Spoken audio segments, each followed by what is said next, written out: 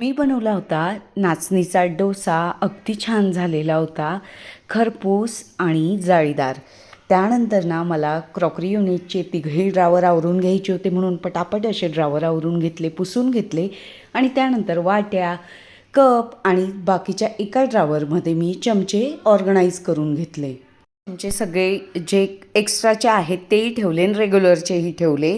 नंतर स्कॉलरशिपचा पेपर होता, त्यासाठी मी गेलेली शाळेत उन्नतीला घेऊन. आणि स्कॉलरशिपचा पेपर झाला त्याच्या दुसऱ्याच दिवशी सकाळी मला गावाला जायचं होतं. तर जी साय साचलेली होती तिचं झटपट तूप करून घेतलं. आई आलेली होती, तर आम्हाला आमच्या गावाकडच्या खानदेशच्या शेवची भाजी म्हणतात किंवा शिंगोळ्यांची भाजी म्हणतात.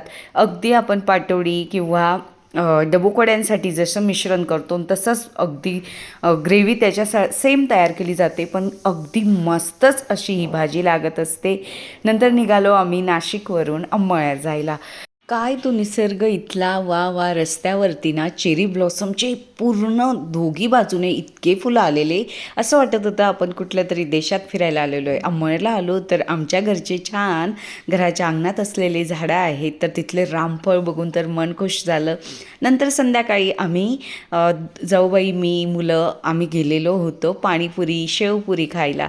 मस्त शेवपुरी पाणीपुरीचा आस्वाद घेतला आणि परत आम्ही घरी आलो. नंतर दुसऱ्या दिवशी मस्तच आमच्यासाठी सगळ्यांसाठी नाश्ता आणलेला होता. आपल्या गावाकडच्या पदार्थांची चव वेगळीच असते. चला परत भेटूया नवीन व्हिडिओ.